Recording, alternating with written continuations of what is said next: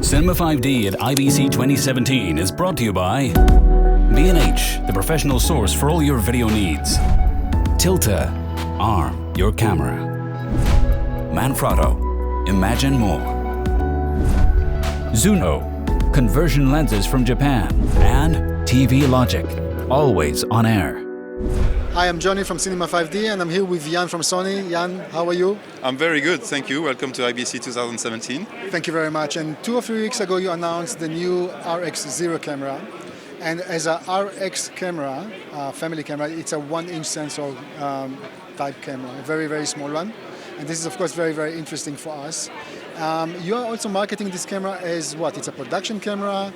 Is it an action camera? What is the main usage of this camera? It's a very good question. So I think you said very important thing at the beginning is it's a 1-inch sensor. So it's an RX that has been shrinked in a sheer, really compact size. It's less than 6 centimeters in width, 4 centimeters in height, but it's also resilient.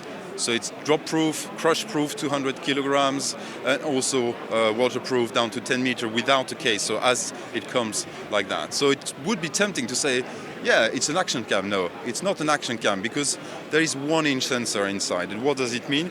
It means that it performs amazingly well. I was playing with this a little bit and I was very, very surprised, actually pleasantly surprised, to see that this is a very familiar menu structure like the A7S or any other camera that we are using, up to the point of even having markers if I want to imitate anamorphic look or whatever. I mean, this is all there, am I right? Yeah, you're right. It has completely inherited from our current existing model in the menu structure. So we are not on an action cam menu, we are completely in the new system.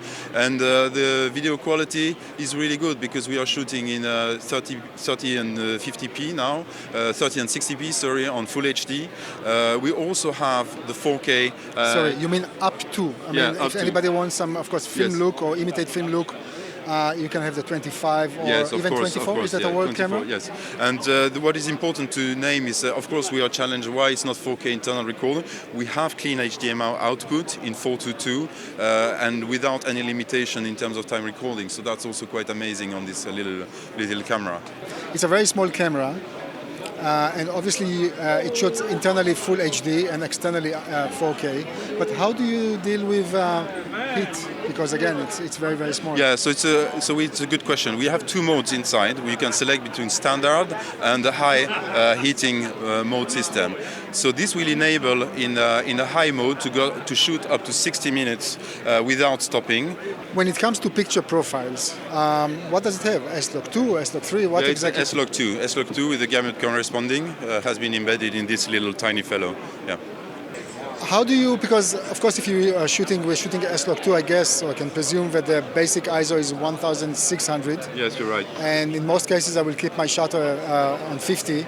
How do I control the amount of light that comes inside? Is there any way to attach ND filters? Or? It's a good question. The camera comes with an accessory system, so it's quite modular. You can screw off. I don't know if you see it on the camera, but you can screw off the front camera, the front protection, and you will be able to add an adapter for filters on the front, and you will be able to mount with a 33.5 millimeter diameter filter. You will be able to have an ND filter, for example. And how do you control the focus while shooting videos? Yeah, so we have 2 modes of focus. We can select far and also close to far, and this will enable you to select the distance where the camera will focus to limit the searching time, and the camera will focus on the subject and launch the video, but will stay on focus on the subject during the video. But we do have autofocus in this mode or not? Yes, there is autofocus before the starting of the video recording, but during the recording you won't have the focus tracking. I understand. Anything else that we can that you would like to say about? Because I think it's only when you really have it in hand, when you're aware of the size of this camera. Yeah. Also with the built-in screen, of course, and it's rather heavy, which means it's steady and it's quite robust. Anything else that you would like to add about the camera? Yeah, definitely. As you asked me at the beginning, what kind of target group we are aiming at. This camera, because of its build, I don't know if you saw, but it's very symmetrical. So the lens is exactly at the middle. It enables you to basically set up product in multi-camera control and have the optical center always aligned when you need different cameras set together. We can also provide... There's like a VR... Yeah, so you can also have a VR and 3D. So if you put two cameras together, the two optical centers are basically almost the distance of the regular human eye. So that enables this kind of creative production to work with this product in a very interesting way. Also, the camera, we have now plans to develop multi-camera control. So from 2018, beginning of 2018, we have new application with enable to control many devices together through.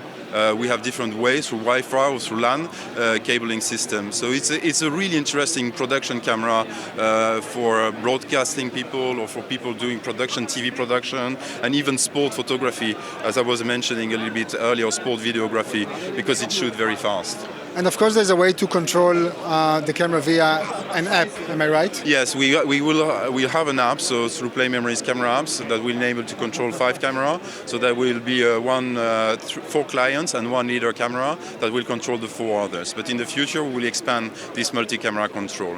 And just to recap again about pricing and availability.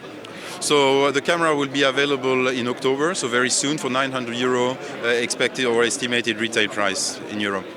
And just before we cut, we were talking about creativity, and you were saying to me, I don't know, still maybe it's not so interesting, I want to talk about video.